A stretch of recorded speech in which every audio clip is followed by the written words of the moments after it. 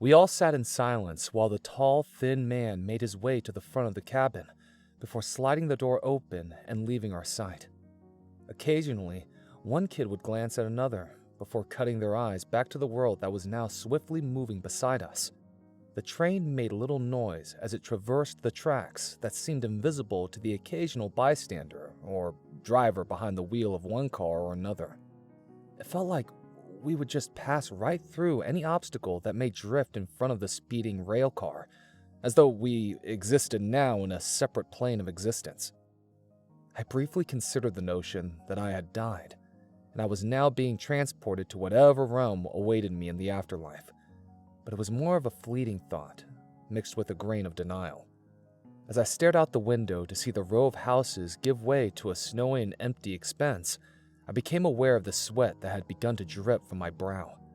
I realized it was almost suffocatingly hot in here, and I thought it may be best to remove my thick winter coat. As I leaned forward to slide the padded fabric down my shoulders, the cute little pigtailed girl across from me cleared her throat loudly to catch my attention.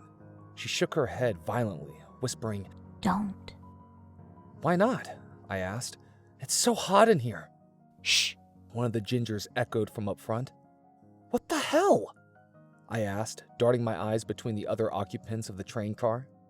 "Shh" came from all directions now, and the girl across from me still shook her head wildly as I continued to pull off my coat. "Ugh, you guys are being dumb," I said, shaking my own head, pulling my left arm free from my jacket. Suddenly, the door at the front slid to the side, revealing the still smiling face of the conductor behind it. Instantly, all the other children turned their gaze away from me to look down at their own laps or out of their windows. I sat in place, with my right arm still in my coat, staring at the tall man as he strolled in wide strides towards me. He stopped when he got next to the seat I sat in, before turning to face me with his head tilted to one side. We just stared at each other for a moment before he said, "Here, we only have one rule." I felt my heart begin to race while the wide round eyes darkened once more. "Never, ever let them call." I slowly pulled my coat back up my left arm and pulled it shut in front of me. As I continued my staring contest with the grinning man, he held his right hand up beside his face, snapping his fingers. Seconds later, another man came speeding through the door, pushing a cart which held a tall pitcher and a single filthy mug. It took me a second to notice that the one who pushed the tray appeared to have absolutely no features upon his face. It was like a blank sheet of flesh with two small holes for eyes, no mouth, no nose, or ears. The stained green and white striped shirt he wore hung to his knees, with eerily thin, pale legs protruding. I only refer to him as, well, him, because the proportions and mannerisms were somewhat masculine. Otherwise, there was little way of telling what he actually was. The blank-faced man stopped with the cart right beside the conductor, who reached for the pitcher with his eyes still fixed on me. He poured dark and steaming liquid into the cup without spilling a single drop, despite his gaze not shifting from mine. He laid the pitcher down and snatched up the cup, holding it out towards me. I reached up with my trembling hand and grabbed the mug, expecting it to burn my fingers, but it surprisingly didn't even feel warm. "Drink." I raised the cup to my mouth and instantly recoiled when the steam bellowing from the fluid within felt as though it would burn my upper lip. "It's too hot," I whined, lowering the cup back down. "One rule." "But..." I tensed up from head to toe while tears began to stream down my face. There was no way I could pour this scalding drink into my mouth. I knew it would burn me from the inside out. The slender arms reached out to me again, one wrapping its thin fingers around the hand which held the mug, and the other clutching onto the top of my head. He forced the cup up to my mouth while pulling my head backwards. "Never." The rim hit my lower lip, immediately and excruciatingly fusing the tender skin with the ceramic. "Ever." The thumb of the hand, which gripped my head tightly, extended and lowered to push my bottom jaw open. "Let them I was struggling to break free from his grasp, and though he only held me by the head and hand, I could barely move my body. Cool. He tipped the bubbling beverage into my open mouth, spilling the burning liquid across the skin of my face as much as down my throat. I screamed out, horrified by the immense pain I had never before imagined. I felt blisters form on the outside of my mouth, as well as the inside of my gaping orifice. It was like fire was erupting from within me, as though it were melting my insides, tearing holes in the inner lining of my esophagus and stomach. My flesh bubbled and popped, while my guts churned against the unbearable suffering. As the final drops fell from the cup into my gullet, I felt the dark fluid begin to leak from holes it had formed in my neck and torso. I was only vaguely aware of the hand as it let go of my head and hand, while I coughed up thick blood onto my coat. As the conductor gingerly placed the mug back onto the rolling trolley after tearing it away from the lip which had bonded to it, he ushered the blank-faced man out of the room. My body was spasming and twitching while the holes in my flesh sealed themselves back shut. The bubbling skin on my face became still and soft once more, and the horrendous agony subsided. I turned to face the tall man again to see him studying me, tilting his head from side to side like a curious dog. I just stared back at him, still trembling from the shock of the events that had just transpired. He turned on the spot before walking back to the front of the cabin and out the door, sliding it shut behind him. Though my wounds had all closed and my flesh showed no signs of the torment it had just suffered, my clothes were still damp from the liquid which had poured inside and through me. I had never felt more pain than the occasional scraped knee or elbow before this day. Perhaps some bruises from a fall from my clumsy twin left feet from time to time, but nothing even close to what I had just experienced. I was still shaking all over, and none of the other kids would even acknowledge me. They had tried to warn me. I couldn't deny that. Had they already experienced this themselves? I wondered. How long had the others been on board this train before I arrived? Would any of us ever escape this wretched thing? My head was in chaos as I turned to face the window again, to watch the world beyond these walls travel rapidly away as we thundered forwards. There had to be a way out, even if it meant leaping from the train and onto the snowy ground outside. Perhaps it would be thick enough to break my fall. I'm sure I wouldn't make it unscathed, but what hell awaited us if we reached our destination? I had to try to communicate with my cellmates, so to speak. I can't say that I was in a rush to break any more rules, but according to the conductor, they only had the one. Snow-covered fields were all that surrounded the speeding train as I gazed through the glass, which was heavily frosted on the outside. My body was still trembling, though it was still insufferably hot in the train car I shared with the other silent children. Every now and then, I could swear I saw movement within the white mounds of earth outside. Though it was dark outside, the full moon shone down through a cloudless sky, which may have just been causing me to see things as we sped past the landscape on the other side of the window. Regardless of how peaceful yet strangely unsettling my surroundings appeared, I was terrified of what awaited us when the train reached its destination. With the torment I had already endured, surely what was still to come would be far worse. I felt my eyes welling up again as the hopelessness of it all struck me like a hammer to the jaw. I bowed my head, whispering prayers under my breath to make it through this in one piece. I had been an awful and conniving little brat my whole life, all 10 years of it. Perhaps I had no right to ask for forgiveness with the awful things I had done only hours before I found myself in this journey to hell. Hey. I heard a whispered voice call from my left. I turned to see the little girl across the aisle smiling at me. "Hi," I replied softly. I meant to speak a little louder, but it seemed I was no longer capable of anything more than a whisper. Maybe I had sustained some lasting damage after all. She smiled at me with something remorseful in her eyes. It was as if she felt guilty for what I had just endured. But even as much of a shitty human being as I was, I knew she tried to help me. I was just too damn pig-headed to listen. I'm so sorry you had to go through that. She kept her stare away from me as she spoke with a slight crack in her voice. "It's not your fault," I said, attempting to smile as much as I was able. We just stared at each other for a moment. She was a pretty girl with beautiful big brown eyes. She looked very tired, though I couldn't tell if it was exhaustion from this experience or just the fact that it was some time after midnight by this point.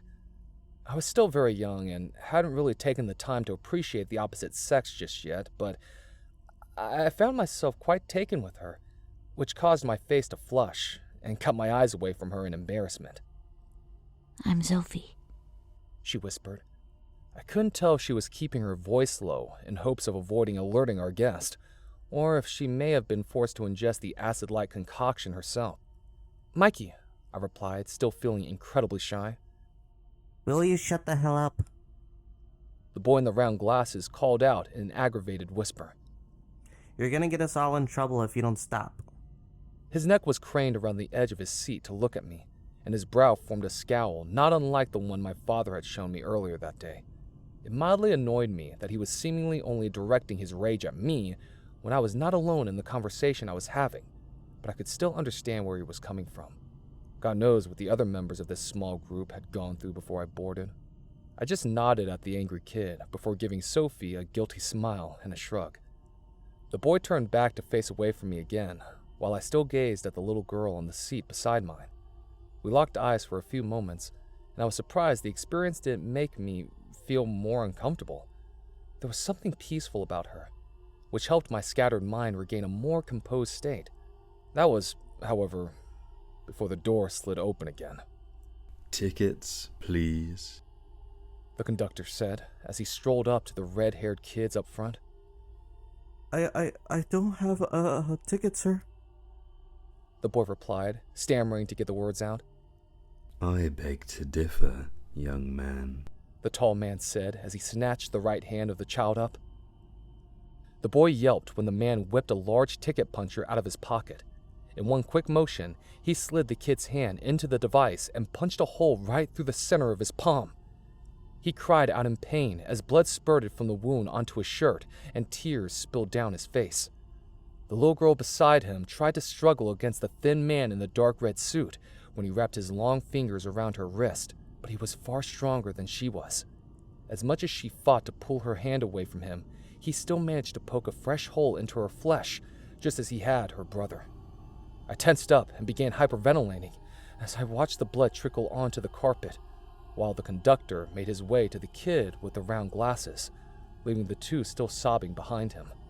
Another scream echoed through the cabin after the third ticket was punched, and I found myself shaking violently as the man paced back towards me. "Ticket, please." Still reeling from the burning liquid being forced down my gullet, I knew it would be a terrible idea to refuse the man's demands, so I offered my trembling hand, while biting down and preparing for what was to come. If nothing else, it was quick. Truth be told, the pain wasn't nearly as bad as I expected. I still screamed out, but it wasn't from the pain as much as the sound of the metal prong chewing through my tissue. I can't say I had ever seen that much blood pour out of me before, though. Sure, the holes which had only recently formed in my throat and gut mixed scarlet streams with the brown liquid as it oozed out from within me. But this was just thick, dark crimson that leaked from me now. It didn't stop flowing as quickly as my previous injuries either. The conductor still glared at me while I cupped my gushing right hand in my left. He almost appeared disappointed that I wasn't making as much of a fuss as the other kids, who still whined and sobbed. I turned my gaze to meet the little girl across the aisle, trying to mentally signify to her that it wasn't all that bad. Strangely, she showed no signs of fear or apprehension. She just smiled back at me with something in her eyes I couldn't quite decipher. "What are you looking at, child?" A grinning man asked before I cut my eyes back to meet his. "Huh?" I replied, quite confused by the question, as I found it quite obvious who I was looking at. "What are you looking at?" There was an impatience to his voice, regardless of the fact that he had spoke almost mockingly slowly. "What?" Before I could finish my single-word reply, he swatted the back of his hand at the side of my face. This hurt considerably more than the hole in my hand, though I could not tell if my spinning head was due to the impact or the blood loss, as my palm still oozed onto my pants. "The girl!" I replied, with tears streaming down my swelling face. For the first time, I watched the wide smile falter. The conductor's expression appeared to melt into an almost human form before he turned slowly to face the girl sitting across from me. He stood staring at her for what felt like minutes, before he quickly turned on the spot and sped back through the door at the front of the cabin. When the door slammed shut, I looked back over at the cute little girl, who quickly cut her eyes away from me. "What just happened?" I asked, truly mind-boggled over the fact that the man appeared to not even know she was there. That's, complicated. She replied with a shrug. How come? Nothing had made any sort of sense since this whole nightmare began, but this was something I could not even begin to wrap my head around. Well, She said, still refusing to allow our eyes to meet. the thing is, She was cut off by the door sliding open, with the conductor practically sprinting through it towards us. I pressed my back against the window, bracing myself for whatever was about to happen, while the little girl jumped out of her seat and into the aisle. She just glared at the man with her hands balled into fists as he charged at her. His movements were fast, so much faster than my eyes could even register. In an instant, he tackled the girl, rolled onto the floor, and backed up onto his feet with his arms wrapped around her. She was struggling against him, but he held her far too tightly as he headed out the door behind where I sat, slamming it closed behind him. We all stared at the sealed door with our collective mouths hanging slack and wide. The kids at the front of the car were murmuring back and forth, clearly attempting to puzzle together what had just transpired. Before I was even aware of what I was doing, I took off towards the back door. As I pulled it open and headed through, I heard the other kids yelling at me to come back, but I felt suddenly filled with more purpose than I ever knew myself to be capable. I charged through the door of the next train car, then the following one, still finding no trace of the two who had passed through. All three cars that were behind the one I had fled from showed no evidence that they had ever been occupied. While I stared off the back of the train, taking in the vast, empty landscape in our wake, I knew what I had to do. Clearly, they had not fled backwards, leaving only one logical direction. As he had not carried her back through the doorway he entered, I had to deduce they had gone up to the roof of the train. I sprinted back through the cars until I reached the doorway to the one I had left. Though my hand still violently trembled, I reached for the ladder which had led to the roof with my still bleeding hand. I had no idea what I would do if I caught up to the conductor, but I had to at least attempt to save the little girl from whatever he had planned for her. I had never put anyone's needs before my own my entire life. Perhaps it was the guilt I still felt over what I had done to my cousin that drove me to attempt a likely ill-fated rescue. I knew I would likely not survive this, but there was something about that girl. I had to save her, no matter the cost.